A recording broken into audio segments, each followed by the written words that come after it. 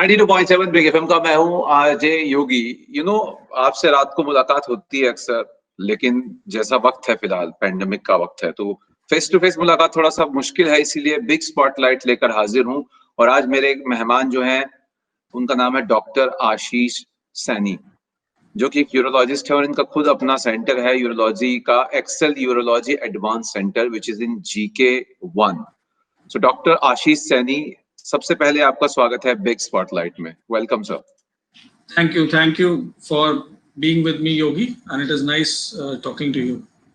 Sir, सबसे पहले मैं आपसे जानना चाहूंगा, आप अपने पास्ट एक्सपीरियंसेस के बारे में हमें बताइएगा। सो बेसिकली मैंने अपनी जो जर्नी स्टार्ट करी वो किंग जॉर्ज मेडिकल कॉलेज है लखनऊ में। वहाँ से मैंने MBBS किया और MS भी वहाँ से किया, and I was the topper of my batch. And then उसके बाद मैंने MCH किया यूरोलॉजी में एम्स से, and I got a gold medal in urology in MCH। उसके बाद MCH करने के बाद वहाँ पे हमने एज अ फैकल्टी ज्वाइन किया, and as a assistant professor I work there for 4 years। उसके बाद I started as a chief urologist at RG Stone Center, and then I was the head of urology at Primus Hospital. इस सब experiences के बाद and doing more than 10,000 surgeries now, I have started my own center. So this is a center which is aimed to treat all advanced cases as well as common cases with the latest technology at a very reasonable price, and a common man to a rich person, all of them can get treatment under one roof, under my supervision and care. You have such a vast experience, but you don't look that old, sir. Yeah. What is the secret of it? See, maybe that is हो सकता है कि हमें सब चीजें या मुकाम जल्दी मिल गए हों। और बिल्कुल। चलिए, तो आज का जो हमारा टॉपिक है, we'll be talking about prostate cancer. तो मेरा पहला सवाल आपसे ये रहेगा सर कि what is prostate and where is it in the body? So prostate जो है वो एक ग्रंथि है। प्रोस्टेट ग्लैंड का मतलब ग्रंथि। तो ये ग्रंथि जो है हमारे जो पेशाब की थैली है उसको मसाना भी कहते हैं हिंदी में, और उसके नीचे ये स्थिति होती है। नॉर्मली इसका जो साइज होता है वो वॉलनट या अखरोट के बराबर होता है, और ये मेल्स में पाई जाती है। ये पुरुष स्पेसिफिक है, मतलब ये सिर्फ मेल्स में मिलेगी, फीमेल्स में प्रोस्टेट नहीं होता जी। और ये ग्रंथि का काम क्या होता है कि जो एक तो जो स्पर्म है उसको ये सीमन जो सेमिनल फ्लूइड होता है हमारा, ताकि स्पर्म आगे मूव करे, तो उसके लिए एनर्जी प्रोस्टेट देता है। And it also is a conduit through which the urethra will pass. तो ये होता है प्रोस्टेट। प्रोस्टेट ग्लैंड जो है वो नॉर्मली हमारे जैसे जैसे एजिंग होती है वैसे वैसे प्रोस्टेट बढ़ता है, and with every person it is going to increase as you age. Alright, तो अगला सवाल मेरा है, क्योंकि आप एक यूरोलॉजिस्ट भी हैं, तो प्रोस्टेट कैंसर कितना कॉमन है और क्या है प्रोस्टेट कैंसर? ये बड़ा अच्छा सवाल आपने पूछा कि प्रोस्टेट जो है वो इस समय जो सितंबर का महीना, अब तो आखिरी टाइम आ गया है, ये प्रोस्टेट कैंसर अवेयरनेस मंथ की तरह हम लोग इसको वो करते हैं, so that we sensitize men regarding prostate cancer. Prostate cancer जो है वो अब जो इंसिडेंस है वेस्टर्न कंट्रीज में बहुत ज्यादा था, और अगर यूएस का हम डेटा देखें तो यूएस में नंबर 1 जो कैंसर है वो प्रोस्टेट कैंसर है इनमें। ऐसे ही यूरोप में भी ये फर्स्ट 2 में आता है। इंडिया में ये 6थे नंबर पे है। हमारे यहाँ पे दूसरे कैंसर ज्यादा होते हैं, लेकिन इसका इंसिडेंस बढ़ रहा है। और दिल्ली NCR में अगर हम देखें तो ये फर्स्ट 3 या 4 कैंसर्स में अब आने लगा है। सो इट इज इम्पोर्टेंट कि patient should be aware कि prostate cancer is increasing, and this is something which we can actually cure at the beginning by doing screening.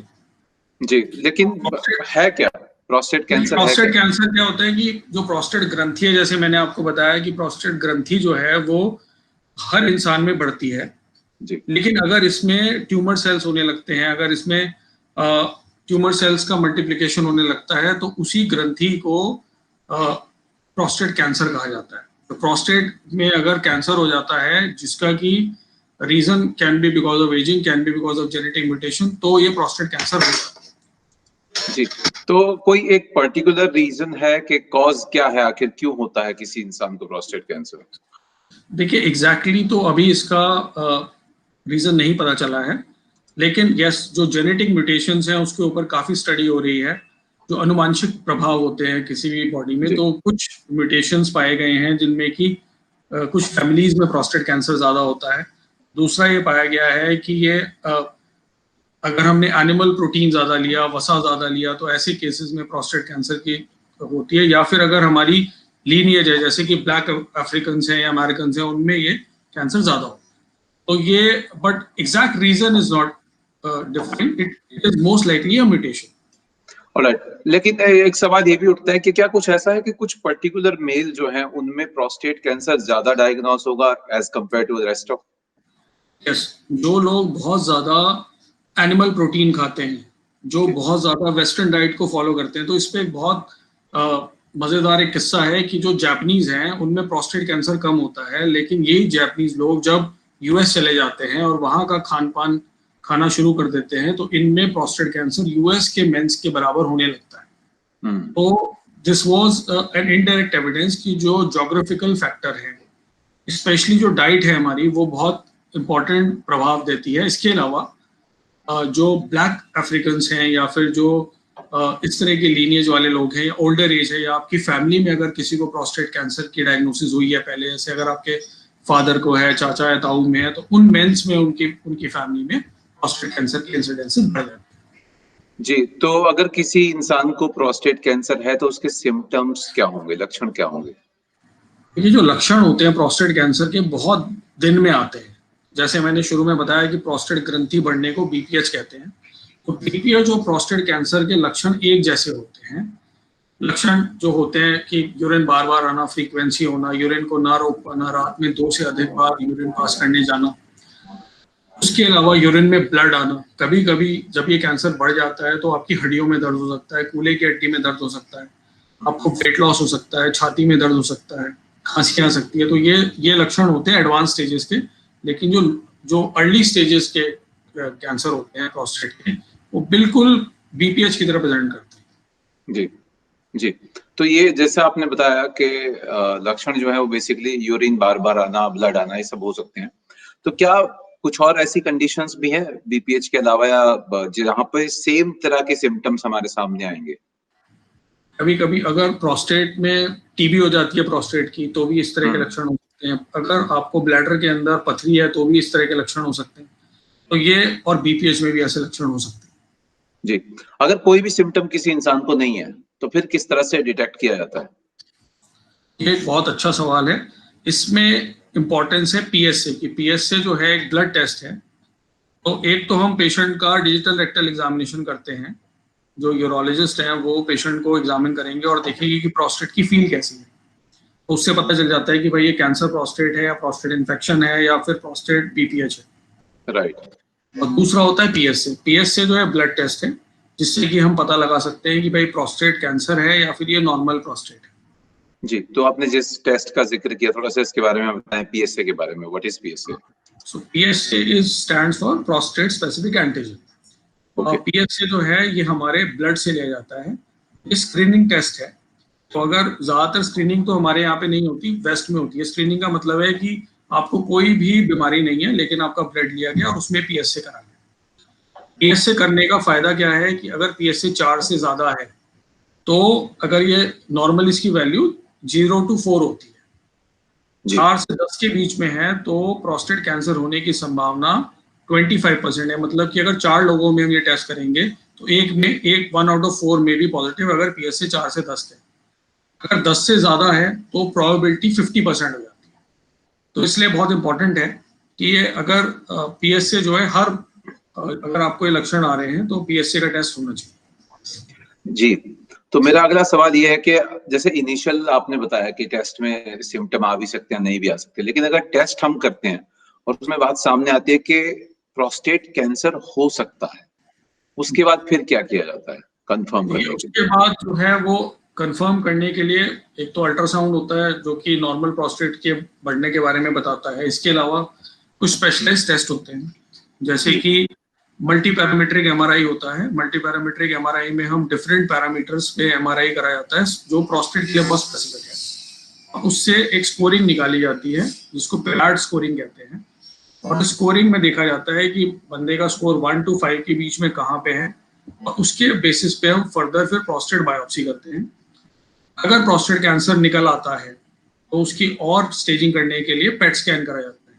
तो ये जो अभी नए टेस्ट आए हैं जो कि करे जाते हैं इसको डायग्नोज करने के लिए और फर्दर कंफर्म करने के लिए, और फिर हम प्रोस्टेट की बायोप्सी लेते हैं जो कि अल्ट्रासाउंड गाइडेड बायोप्सी होती है, जिसमें कि प्रोस्टेट को हम अल्ट्रासाउंड के अंडर देखते हैं और फिर हम डिफरेंट कोर्स की बायोप्सी लेते हैं टू कंफर्म कि प्रोस्टेट कैंसर है कि नहीं।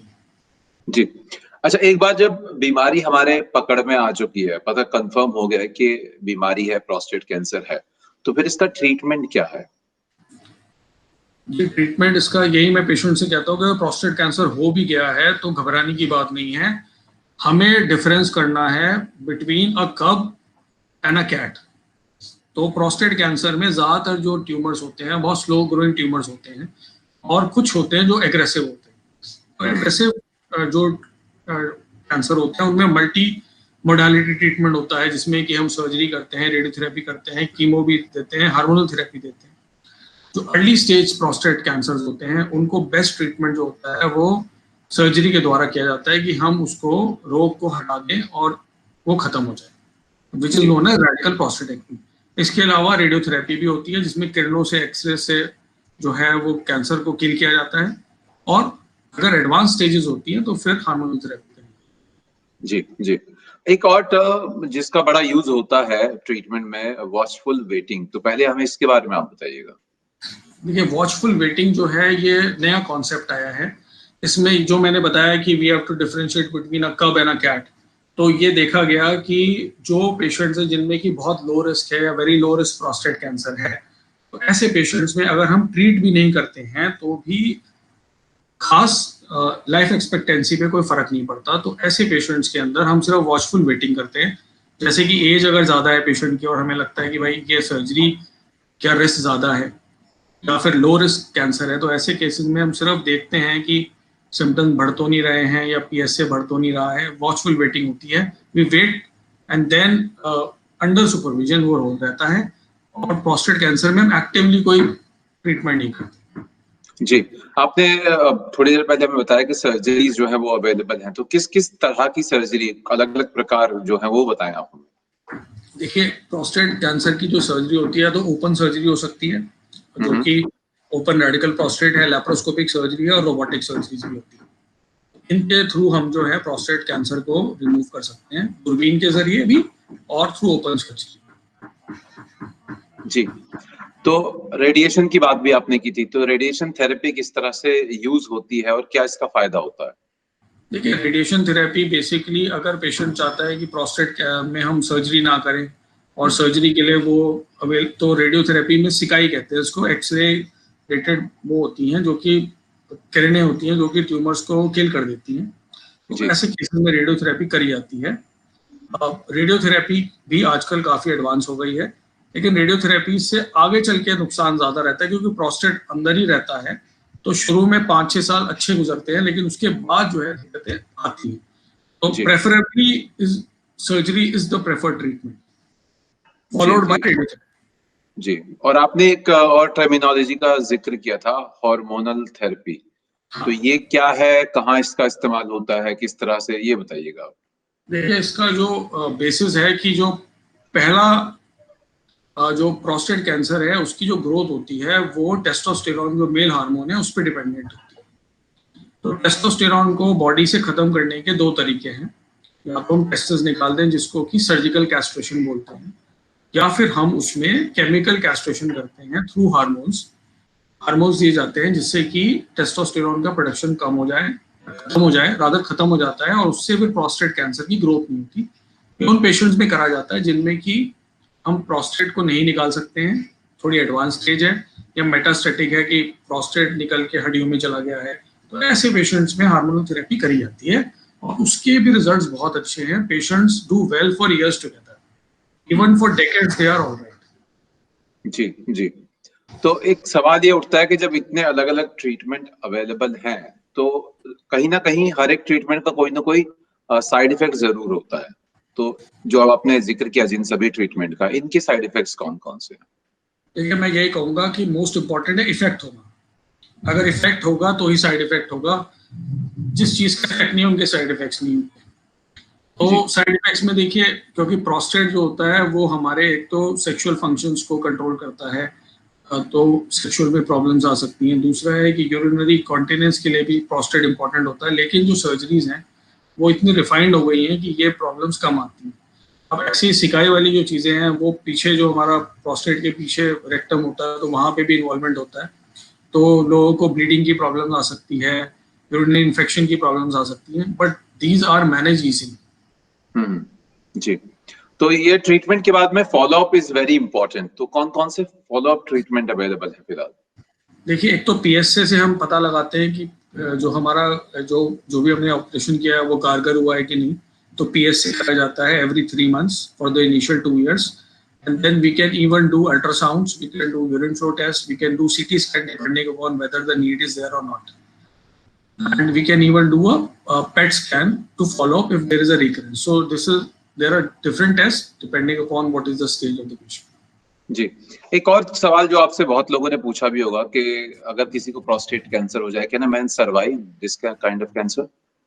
यस, अगर लो या इंटरमीडिएट रिस्क कैंसर है तो आप ये समझ लीजिए कि जैसे आपको डायबिटीज हो गई, डायबिटीज में इंजेक्शन लगता है, दवाइयाँ खाई जाती है, पेशेंट को कुछ नहीं होता, तो ऐसे ही प्रोस्टेट कैंसर भी है। आप रेगुलर फॉलोअप में आइए, दिखाइए, ट्रीटमेंट होता है इंजेक्शन से और दवाइयों से, और पेशेंट ठीक रहते हैं। So they survive for more than 10-15 years, उससे भी ज्यादा। तो इसमें प्रोस्टेट कैंसर में कोई रिस्क नहीं है, रिस्क सिर्फ हाई रिस्क केसेस में है, तो वो आइडेंटिफाई करना बहुत जरूरी है इनिशियली। सो अगर हमारी डायग्नोसिस जो है जल्दी हो जाती है, अगर हम उसको जल्दी पकड़ लेते हैं तो अधिकतर पेशेंट ठीक रहते हैं और अपना जीवन वो सही से व्यापन करते हैं। जी, आखिरी सवाल मेरा आपसे, अभी जैसे पैंडेमिक का वक्त चल रहा है, कोविड-19 है, so any special precautions needs to be taken care during this specific time? देखिए, बेसिकली यही है कि इस समय आप अपने फॉलोअप को मत रोकिए। कई पेशेंट्स होते हैं जिनको कि प्रोस्टेट कैंसर है, तो उनको पैंडेमिक के चक्कर में कभी कभी ये भी हो जाता है कि वो अपनी दवाइयाँ मिस कर देते हैं, इंजेक्शन मिस कर देते हैं, या अपनी पीएसए का टेस्ट है जिसका फॉलोअप में है वो मिस कर देते हैं। तो ऐसा नहीं करना है, इससे हम एक बहुत अच्छा विंडो पीरियड लूज कर देते हैं, तो वो इम्पोर्टेंट है। And I think that should be there, you should not be worry about this. Precautions लीजिए, मास्क पहनिए, सोशल डिस्टेंसिंग करिए, और आप अपने आप को ऑनलाइन कंसल्टेशन भी कर सकते हैं और फिजिकल भी दिखा सकते हैं। Everybody, we are taking all precautions to keep you safe. Perfect, यानी कि कोविड-19 का बहाना ना लगाएं, जो डॉक्टर से आपको दिखाना है, बात करनी है, कंसल्टेशन जरूर करें। Yes, Thank you so much, Dr. Ashish Saini, for joining us in Big Spotlight and doing this wonderful session with us. Thank you so much, sir. Thank you.